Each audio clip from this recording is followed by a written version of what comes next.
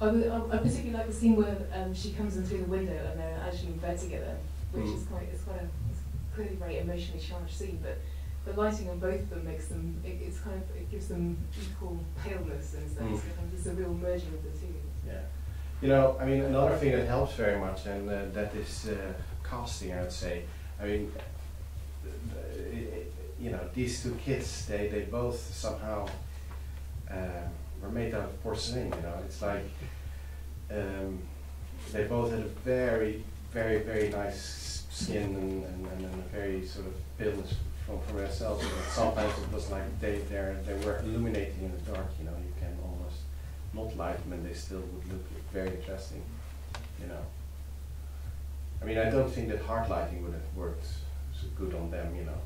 But on them it was very soft with lighting. See, Eddie's apartment, that's just absolutely very soft lighting, you know. Thomas and I, we invented, we said that we invented something there called spray light. And spray light would be if you would illuminate a room with a kind of spray, you know, you would just sort of light the room by spraying it, and that was a little bit the feeling that we wanted in that apartment, that you don't really know where it comes from, and it's just some sort of an odd ambient light. And like there's practicals, for instance, but the practicals I used to have just off, you know, just to make it even more evident that it has no, you know, sort of direction or source. Thank you.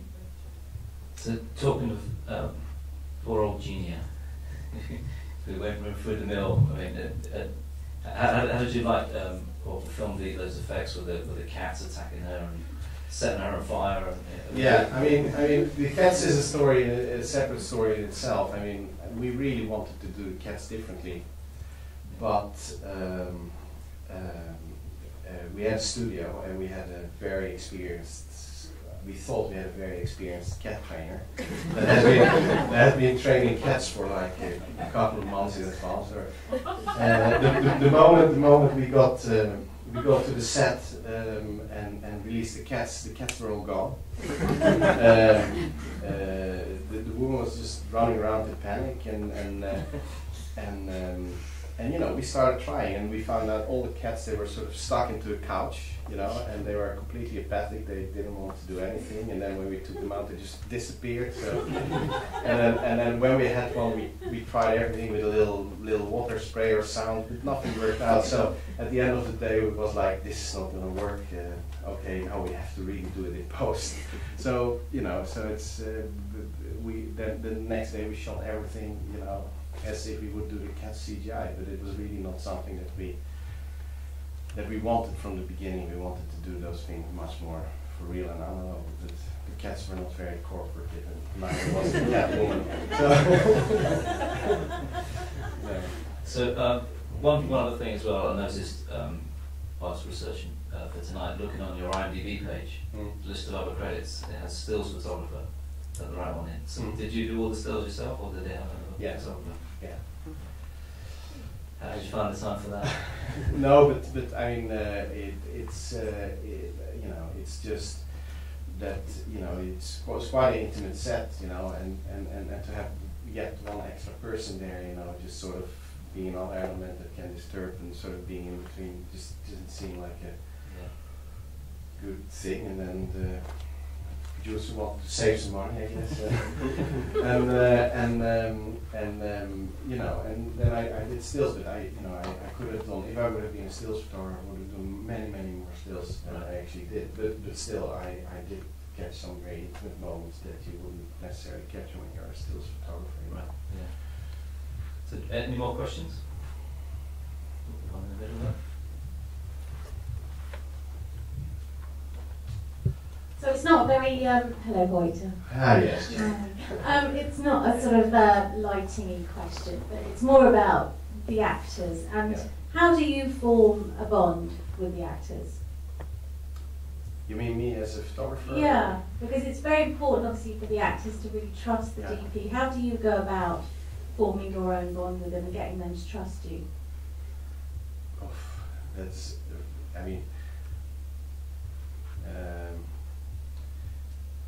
I think, I mean, I guess you just kind of have to play that by ear, you know, with kids. I mean, especially with a kid with Core, the kid here. I mean, he was a very strange kid in a way. I mean, he is. I mean, in that way, he's very typecasted. So he's very, you know, he's very.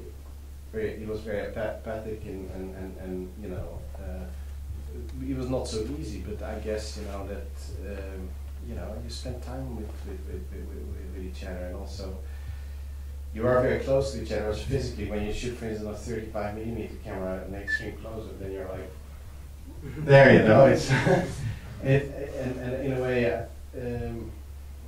you know, and I think it's with kids also very much that they feel secure, you know, on the ground, you know. So, you know, I guess you just have to be friendly to them and trust them and you know. I mean, it's I mean, there's not really a trick that I have in order to do that, you know. But it was a very intimate set, and I think that, you know, Thomas is very nice with children as well, and I think that he's very, you know, he plays a very crucial role in the energy around on the set, etc. But, you know, sometimes they're also little bastards. You know? Yeah.